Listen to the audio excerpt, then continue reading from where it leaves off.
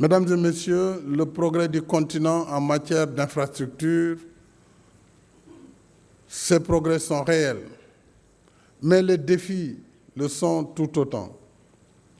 En Afrique, les infrastructures restent encore sous-financées en volume et mal financées en termes de taux d'intérêt et de délai de remboursement. Selon le dernier rapport annuel du Consortium pour les infrastructures en Afrique, rapport publié au mois de décembre dernier, le financement des infrastructures en Afrique s'élève à 81 milliards de dollars en 2020. Il s'élevait en 2020 à 81 milliards contre 100 milliards de dollars en 2018. Il y a eu un recul que nous pouvons comprendre avec la Covid. Et je rappelle que ce consortium pour les infrastructures en Afrique a été mis en place en 2005 à Glen Eagles lors du sommet du G8 d'alors, devenu depuis G7, et il rassemble autour de la Banque africaine de développement les principaux partenaires bilatéraux et les banques de développement actives sur le continent.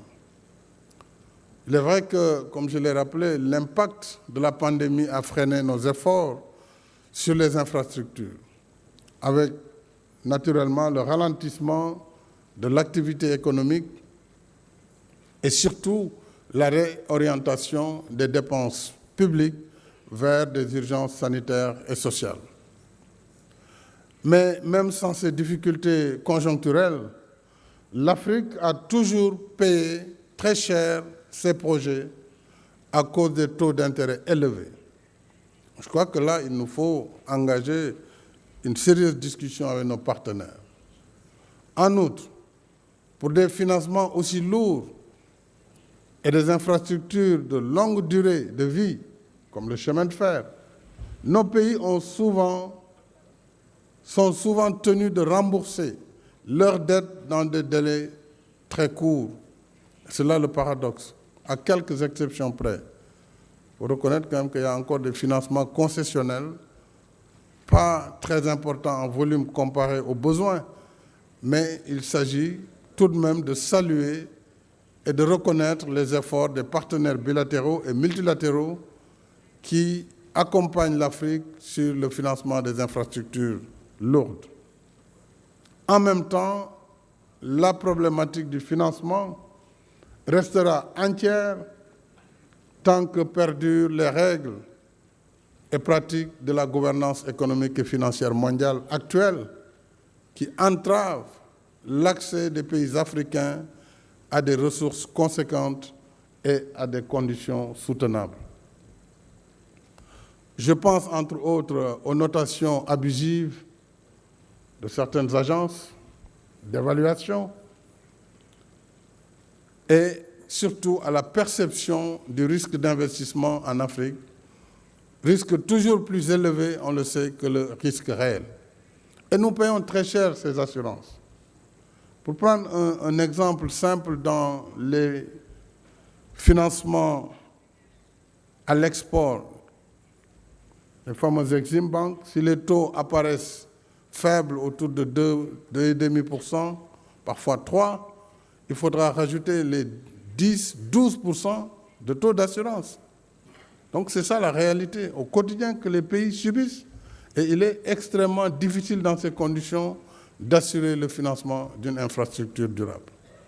Alors tout au long de mon mandat à la tête de l'Union africaine, j'ai constamment posé le débat, notamment à l'OCDE, au G7, au G20 et aux Nations Unies, sur les conditions de financement de nos économies, en particulier pour ce qui concerne les infrastructures.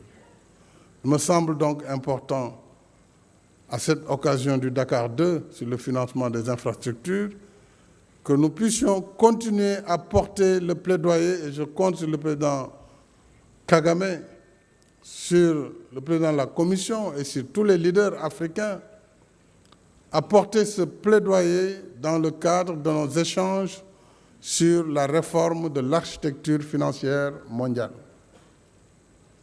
Mais nous devons également relever les défis de la planification et de l'ingénierie technique et financière des projets pour les rendre bancables. Ainsi, 61% des 69 projets qui ont été cités dans le film tout à l'heure, qui constituaient le second plan d'action prioritaire du PIDA, donc 61% n'ont pas encore fait l'objet d'études de faisabilité pour être susceptibles d'attirer des investisseurs privés.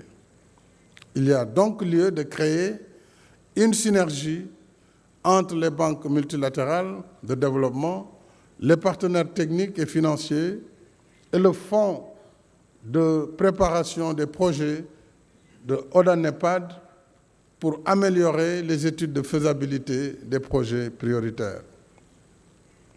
J'espère que la présentation de 20 projets sélectionnés dans le cadre des boardroom sessions qui vont venir après cette cérémonie pourra servir de cas d'école pour aider à lever les obstacles sur ces différentes étapes. En même temps, nous gagnerions à apprendre les uns des autres en échangeant davantage sur nos expériences respectives en matière de préparation et d'exécution, mais aussi d'exploitation des projets. C'est comme ce projet du TR qu'on vient de voir, dont je vois une polémique surprenante, un projet entièrement financé par l'État du Sénégal, en pleine propriété, qui a recruté une compagnie rompue à la tâche pour conduire dans la sécurité maximale, la sécurité des passagers de ce train, qu'on revienne toujours sur des polémiques sans lendemain, et ça aussi, quelque part, c'est ce qui freine l'Afrique. L'autoflagellation permanente. Pendant qu'on travaille pour le développement de notre continent, vous trouverez toujours des gens qui n'ont rien d'autre à faire que de peindre en noir ou en bleu ou en je ne sais quelle autre couleur les efforts qui doivent être la fierté de notre continent. Et moi, je suis convaincu que l'Afrique ne doit rien envier à personne. Nous avons tout ce qu'il faut pour faire de notre continent le plus beau continent du monde. Nous avons tout ce qu'il faut. Mais faudrait-il que notre élite, et c'est là où le bas blesse en Afrique, soit engagée dans le progrès du continent et non pas servir de caisse de résonance à des puissances perdues ou à des gens pour qui l'Afrique ne fera rien de bon. Et je pense que nous sommes là justement pour prouver le contraire. Et prouver le contraire, c'est de continuer la marche en avant de notre continent. C'est un peu cela la finalité de ce sommet aujourd'hui de Dakar que je voudrais maintenant déclarer ouvert. Et je vous remercie de votre aimable attention.